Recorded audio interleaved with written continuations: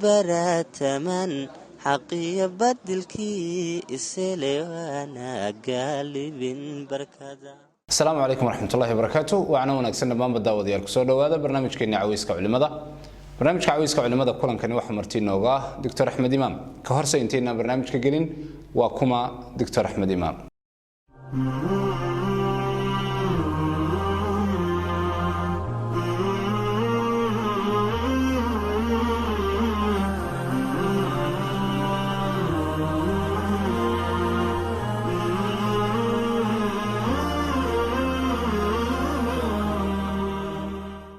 واتحدى وضيال أنت سادين وكجني بعدنا قيب تاسي هلا مركب وهو رئيسان برنامج كسود ويا دكتور أحمد كسود وبرنامج كعويس كعلماء وحينو كلن كان سجود وقفلن قيندونا برشاد علمي الشرعي مركب كهرنتينان سؤالها وقلين وامحي علمي الشرعي. الحمد لله رب العالمين وصلى الله وسلم على نبينا محمد وعلى آله وصحبه وسلم وبعد. العلم الشرعي marka la leeyahay waxa aan ku jirinin cilmiga aan sharciga ahayn oo ah culumta adduunyada looga shaqeysto cilmiga sharciga ah waxa asaas u ah tafsiirka quraanka iyo xadiidka nabiga iyo aqeedada saxiixa ah iyo fiqhiga islaamiga intaas ayaa loola jeedaa al-ilm sharci marka la yiraahdo waxaa jira wax la yiraahdo wasaa'il lil ilmi sharci oo ah luqada carabiga oo weelkii ah diinkeena iyo usulul hadith iyo usulul fiqh marka saddexdaas waa wasaa'il afarta horena waa maqaasida lagu magacaabo al ilmu sharci sida badanna hadii qofku una wasaa'isha soo hubinin ama uusan ku soo dadaalin ama uusan juhdi badan ku bixinin intuuna u gudbinin maqaasida ah al-ilm sharci wax badan kama fahmo marka waxa la hormariyaa marka hore wasaa'isha si qofku uu cilmiga sharciga si wanaagsan wax uga fahmo markii uu wasaa'ishiisa si wanaagsan u soo fahmo marka cilmiga sharcigu waa intaas saddexda dambena waxay yihiin wasaa'isha lil ilmi sharci marka luqada carabiga kala qofku inuu bartaa wasaa'isha ma kamid tahay luqada carabiga barashadeedu waa shay aad iyo aad muhiim uga ah diinka barashadiisa ama cilmiga sharciga barashadiisa waayo luqada carabiga waxay tahay weelkii sida diinkan qofkuna hadii uu weelkiiba gacan ku haynin wixii ku jirana gacan kuma hayo marka sida daraadeeda fahmiga xun oo diinka ku saabsan dadka gobolkood inay fahmaan culimada waxay u celiyaan fahmiga xun ee luqada waxaa la sheegay in ay dhaheen bacdu ahli ilmi gaalada ama nasaaradu waxay u kufriyeen jahli uga sugnaa luqadooda waxay sheegeen culimadu waxay akhriyeen nas ay ku taalo anta nabiyyi walladtuka min maryam naskaas ayay si khaldan u akhriyeen naskaas macnihiisuna wuxuu yahay adigu waxaa tahay nabigaygii waxaanan qadaray inay ku dhasho maryam markaas waxay u akhriyeen anta bunayyi waladtuka min maryam adigu waxa taa wiilkaygii waxaanan ka dhalay maryam markaas bay kufriyeen oo ay ilaahi u sugeen inuu ilmo dhalo ciisena uu yahay wiil ilaahay marka jahli luqadooda uga sugnaa ayay ku kufriyeen culimadu waxay leeyihiin marka dhammaan markii la fiiriyo dadka diinka agmaray ama inxiraafay ama khaldamay waxa sabab u ahaa jahliga luqada sida daraadeeda waxa laga wariyay shaafici inuu yiri aamatu man tazandaqa bil iraq kana li jahlihi bil lugha al arabiyya dhammaan dadka diinka agmaray oo madaahib xun iyo afkaar xun i'tiqaadiyay waxa sabab u ahaa jahliga ay kaga sugnaayeen luqada carabiga marka kullama qofka uu luqada carabiga iska sugo kullama waa intii fahmigiisu uu la eg yahay cilmiga sharciga marka si fahmigiisu u wanaagsanaado oo uu si wanaagsan uga faa'iideysto cilmiga sharciga waxa laga maarmaan ah in uu ihtimaam badan iyo dadaal badan uu siiyo luqada carabiga dadka aan u dhalan markii ay baranayaan waxay tahay xoogaa inay u dhowaadaan fahmiga luqada markaasna ay fahmaan diinkii si kastoo loo dadaalo ama qofku uu u dadaalo waxaa adag inuu qofku noqdo aan luqada isagu u dhalanin sida qofkii luqada u dhashoo kale marka waana wax la ogyahay oo luqo kastaba qofka u dhashay wuu ka fahmi duwan yahay qofka aan u dhalanay bartay hadda ka hor waxaa la sheegay nin ruushaha wuxuu yidhi luqada soomaaliga ayaan aada u aqaanaa dadka u dhashana waa ka fahmi ogahay markaasa waxaa lagu yidhi wiil dhowr iyo 10 jir ah sida uu u fahamsan yahay adigu uma fahamsanid bal dad kale iska dhaaf markaasuu yidhi halla keeno wiilkaa sheegaysiin wiil baa loo keenay dhowr iyo 10 jir ah meel baa la istaajiyey labadoodii dadkiina way ka fogaadeen markaas bay waxay ku dhaheen war cagaha wax ka daya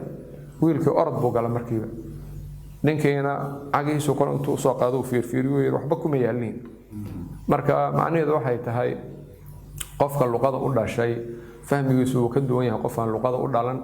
marka luqada carabiga barashadeedu waxay tahay inaan u soo dhawaano fahmigii cilmiga sharciga laakiin maca dalika ma gaari karayno dadkii iyagu luqada u dhashay oo luqadooda diinku uu ku soo degay Dr. Axmed marka laga yimaado qeexitaanka iyo wadooyinka loo marayo diinta barashadeeda oo runtii barashada afka carabiga ay qayb ka tahay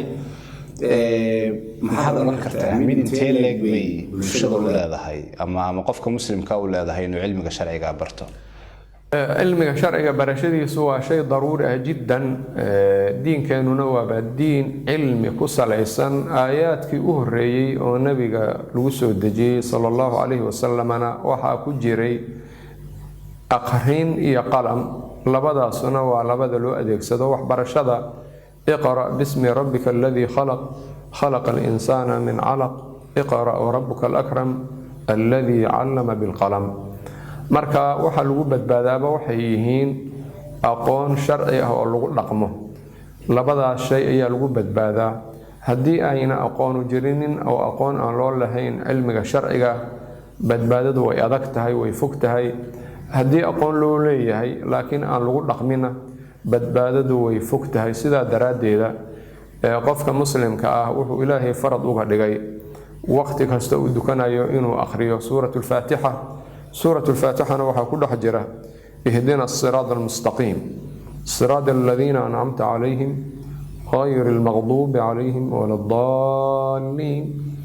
مركا وضد توصن وحيتهي العلم والعمل به علم إن لبرتون لغون عمل فلو لبداس عنصر أيا لغو بدبادا لبدا عنصر وحي أكمري وإيغو أقوان له أقوان تودي كل رقم وايي أما إيغوان أقوان لهين إلهي جهل كعابدي لبدا صبا ويلومين قيبت كوباد وقيبت أقوان تلهد لكن أن كل رقم يهودا سيدا النبي أفسري آيات داس marka iyadoo aqoon leh yahuuda oo nasaarada ay ka aqoon fiicnaayeen ahdigii nabiga la soo diray ayaynan aqoontoodii ka faa'iideysan kuna dhaqminin sida daraadeeda ayuu ilaahay ku tilmaamay inay yihiin kuwa loo carooday oo ilaahay uu u carooday nasaaraduna jahli bay diinkooda kaga sugnaayeen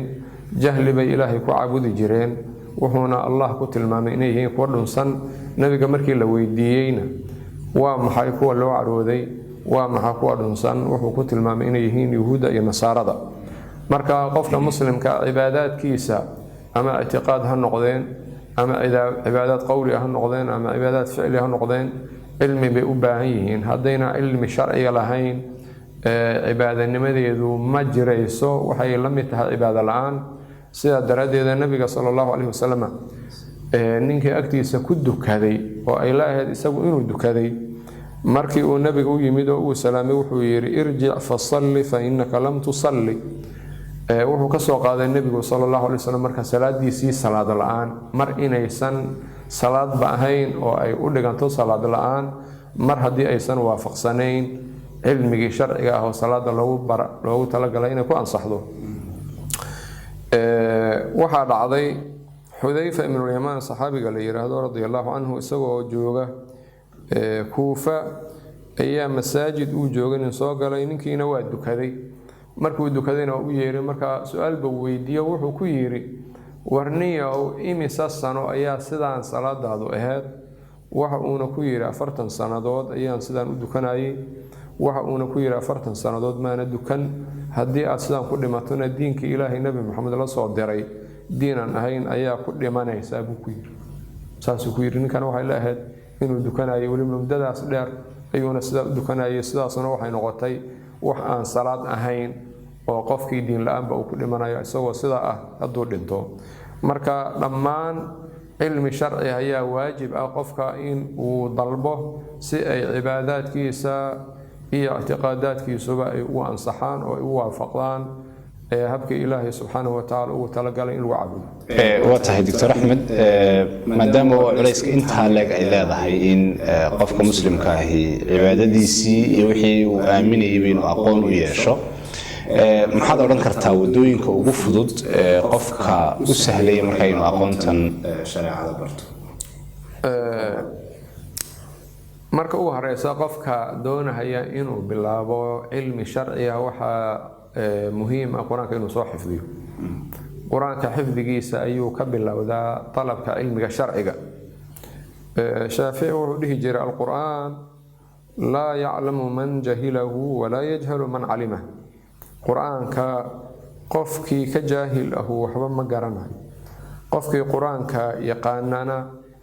jahli wuu ka fog yahay quraanka macaanidiisa yaqaana marka wasaaisha waxaa kow ka ah cilmiga sharciga lagu gaari karayo tawfiiq min Allah subhanahu wa ta'ala qofka inuu ilaahay waafajiyo kadibna waxyaalo badan ayaa qofka sabab ugu noqon karta ama wasiilo ugu noqon karta uu ku gaaro cilmiga sharciga shaacir baa ku soo jamciyay بيت شعره وحوير أخي لن تنال العلم إلا بستة سأنبئك عن تفصيلها ببيان ذكاء وحرص واجتهاد وبلغة وإرشاد أستاذ وطول زمان وحوير علمك مجاري سيد ولال إلا لحموغية وحانا كاغا ورمها يا تفصيل كوذا أنا كو عضينايا marka koobaad waa dhakaa yaani qofka xogaa inuu fahmigiisu fiican yahay oo uu dhug leeyahay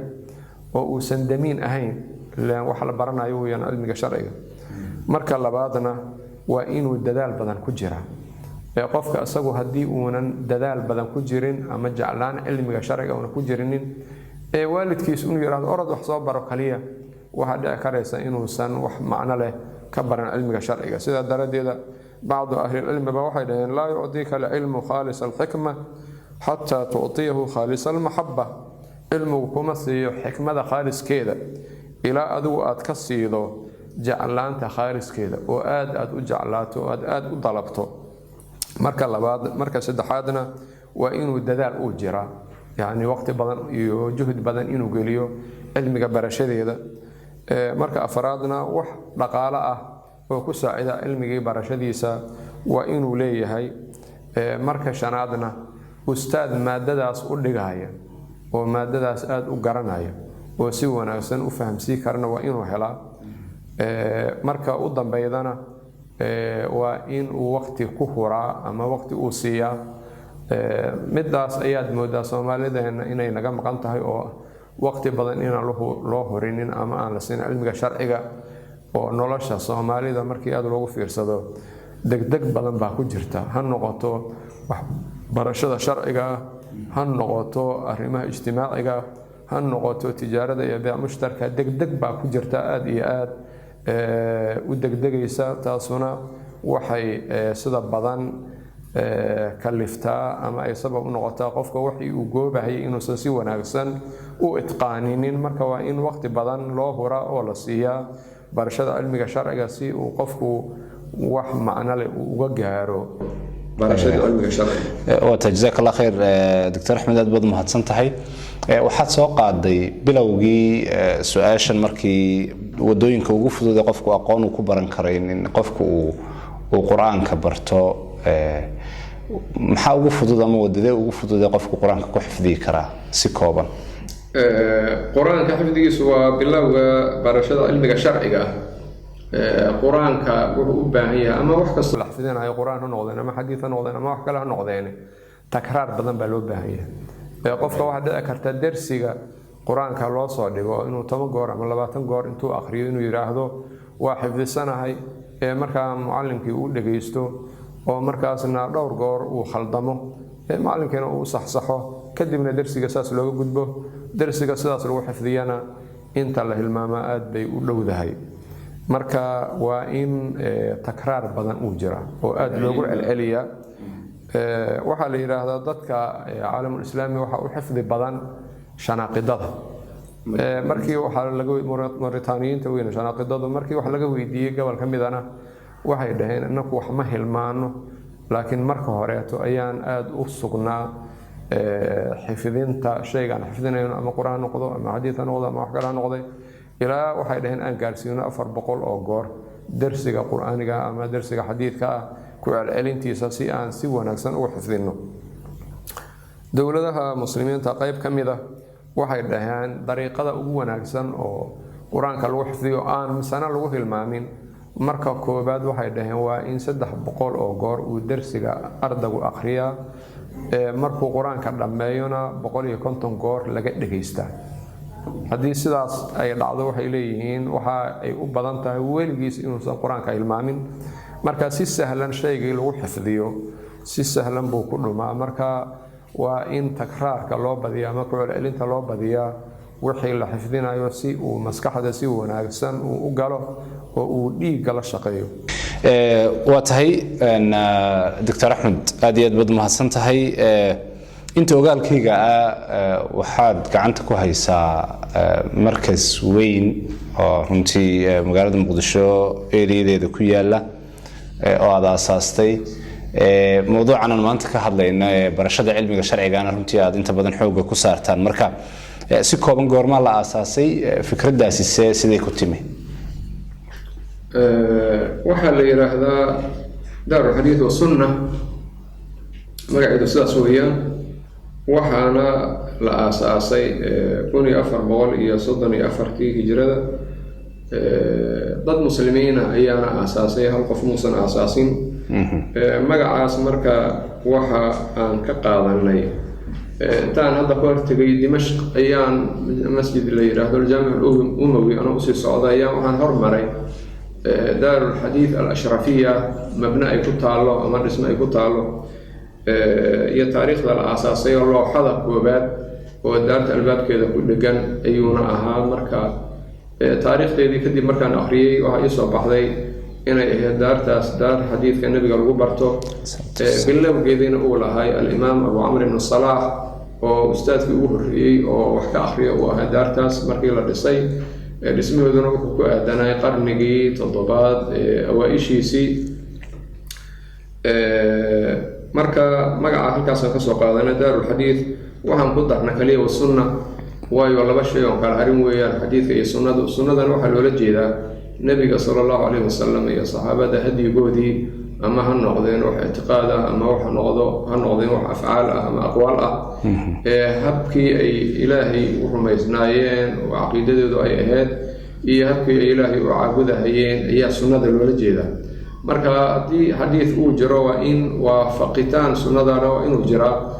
waxaa dhici karta dad badan oo xadiis ka shaqeeya laakiin sunnadii aan waafaqsanayn inay jiraan marka labadooda in la isla helo oo ah xadiidkii oo sunnadii laga qaadanayay iyo sunnadii qofku inuu ku taagnaado markii uu xadiidka akhrisanayo ama uu dadka barayo arrinkaas muhiim waaye marka fikradda aasaaskeeduna halkaas uu ka yimid magacana xaggaas uu nooga yimid marka markaska manhaj noocee baa raacdaan marka ardayda wax baraysaan مثلا ama masaladan inuu ka hadlaynay barashada cilmiga sharciga marka ardayda u dhigaysaa markii hore dadka muslimiinta waxay wax ku bara jireen masaajidda ahdigii nabiga sallallahu alayhi wasallam ilaa laga soo gaaro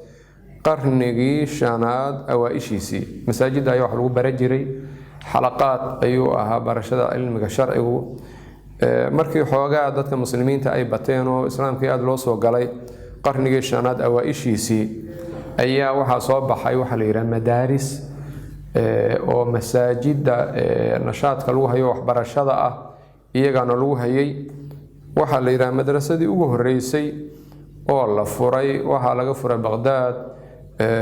27 jumaada alaakhira 459 waxaana la dhihi jiray madrasatu mashhad abi xaniifa isla sanadkaas madrasadaas xanafiyada lahayd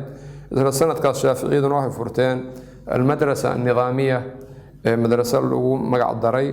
10 dilqacda 459 marka kadibna madaarista islaamiga waxay ku fideen cawaasimta muslimiinta basra kuufa khuraasaan shaam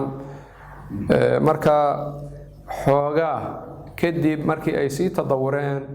oo waqtigan maalan hadda aan joogno la soo gaaray ama waqti u dhow xoogaa waxaa dacfi soo gaaray habkii cilmiga sharciga looga baranayay madaarista ama jaamicaadka sharciga ah waxaa marka daruuri noqotay in xalaqaadkii xoogaa loo laabto marka daarteenu waxay aada u tarkiisidaa xalaqaadka cilmiga ah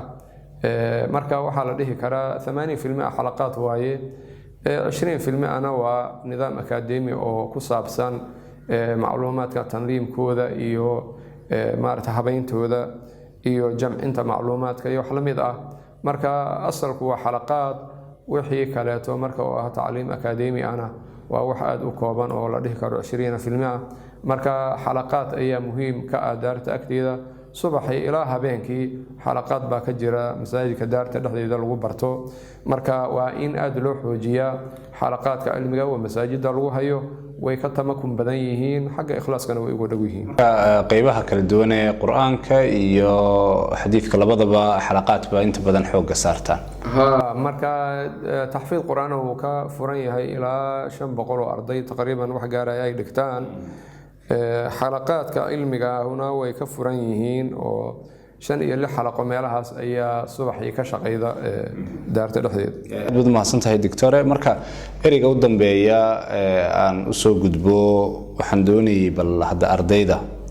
runtii aynu mowduucan aynu ka hadlaynay barashada cilmiga sharciga ah iyo si guud bulshada ereyga u dambeeya aad odhanayso ka doctor Axmed Ahaan ardada cilmiga barashadiisa iyo talabkiisu waa nicma marka waa inay ardayunka cilmiga sharciga baranaya ku dadaalaan cilmiga barashadiisa waana inay ku dhaqmaan cilmiga intii ay ka bartaan waxa uu yahay cilmigu aslan wasiila ilaahi subxaanahu wa tacaala si loo caabudo oo si sax loogu caabudo weeyaan cilmigu marka waa in maqsuudkii ardaygu mar walba uusan hilmaaminin oo ah cilmiga uu bartay ku dhaqankiisa waxaa laga wariyay Cabdullah ibn Mas'ud radiyallahu anhu inuu yiri inama al-ilmu khashyatullahi wa laysa al-ilmu bikatrati riwaya cilmiga waa ilaahay ka cabsigiisa ayuu ku idil yahay ee ma ah riwaayaadka qofka oo badan marka waa in qofku uu ku dadaalaa cilmiga barashadiisa ku amal falkiisa uu ku dara dambiyada iyo khaladaadkana uu iska ilaaliyo hadduu talib cilmi sharci uu yahay waxaa laga wariyay Cabdullah ibn Mas'ud sagana radiyallahu anhu inuu yiri inna rajula la yansal ilma qad alimahu bidhanbi ya'maluhu qofku wuxuu bahilmaama ilmi uu bartay dambi uu gala awgiisa ayaana sabab u ah cilmigii uu bartay hilmaankiisii dadka muslimiintaana waxaa la gudboon inay ku dadaalaan cilmiga barashadiisa iyo ku amal falkiisa zamankaana waxaa la dhihi karaa waa zaman aad iyo aad u khatar badan oo cadawga muslimiintu ay doonayaan in ay dadka muslimiinta wax walba seejiyaan diinkoodii iyo akhlaaqdoodii iyo dhaqamadoodii wanaagsanaa iyo dhulalkoodii dhammaan wax walba inay ka faramaroojiyaan marka arrinkaasna wuxuu u baahan yahay tanabuh badan iyo baraarug badan dadka muslimiinta ah inay aad iyo aad diinkooda ugu dhagaanaadaan waxbarashada cilmiga sharci inay ku dadaalaan si ay u fahmaan dhaqdhaqaaqyada gaalada cibaadaadkoodana u ansaxo ayaad moodaa dadka muslimiinta aan waqtiga inay gudboon tahay aad iyo aad baad mahadsan tahay runtii waxaan kaaga mahad celinayaa waqtiga qiimaha badan ee barnaamijka caweyska culimada aad u soo hortay ilaahay adigana subxaanahu wa tacaala miisaanka xasanaadka ku saaro dhammaanba daawadayaal barnaamijkeena caweyska culimada oo kulankani uu marti inoogu ahaa doctor Axmed Imaam ayaan intaasi kusoo gabagabaynayaa aniga iyo bahda caweyska culimada oo magaalada Muqdisho ku sugan waxaanu idinkaga tegaynaa intaynu barnaamijkan mid lamid ah ku kulmi doono sidaas iyo nabadgelyo wassalaamu calaykum waraxmatullaahi wabarakaatuh ودبرت من xaqiyo badilkii iselewana gaalibin barkada